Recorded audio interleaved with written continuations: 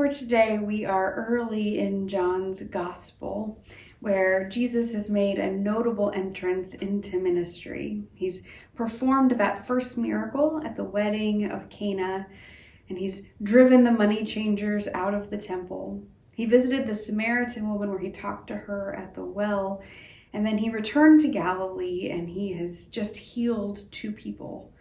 Now, in that second healing that he's just done, before we read this passage today, he broke a Sabbath rule. And the religious leaders and the crowd are asking some questions about his authority. He's about to go and feed the 5,000 and walk on water. But before he does, he's talking to this crowd that is not entirely friendly. And he says this. He says, "Very truly, I tell you, the hour is coming and is now here." He says, "Do not be astonished at this, for the hour is coming when all who are in their graves will hear his voice and will come out, those who have done good to the resurrection of life, and those who have done evil to the resurrection of condemnation." I will tell you that I am often inclined to skip that last sentence. It's easy to get stuck there, wondering and worrying about just what that line means. The resurrection of condemnation for those who have done evil. I think, though, that might be part of Jesus's point.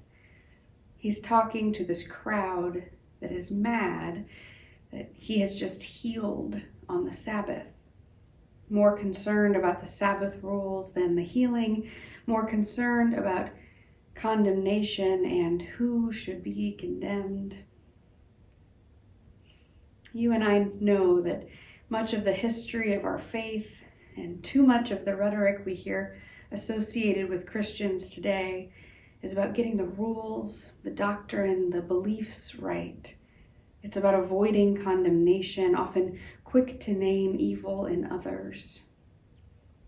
I think what Jesus is saying is that it's not enough to just try to avoid evil. We also have to do good. You see, Jesus is making a new way here. I'm not sure the folks who walked by this man every day who was in need of healing, I'm not sure that they can be accused of evil doing exactly. But in this new way that Jesus is making, passively witnessing the brutality of the world, it's not the call of those who follow. We have to be about more than that. We have to be about the healing. Much like reading this text, evil and condemnation can consume our attention, distract us from the call to do good, make us miss the voice that invites us to the resurrection of life. So I'd invite you, as we continue this Lenten journey together, to consider what holds your attention today, to notice the good, to look for the life, and to give yourself in whatever ways you can to the work of healing, mending, participating in the good that the Holy is constantly doing around you. Amen.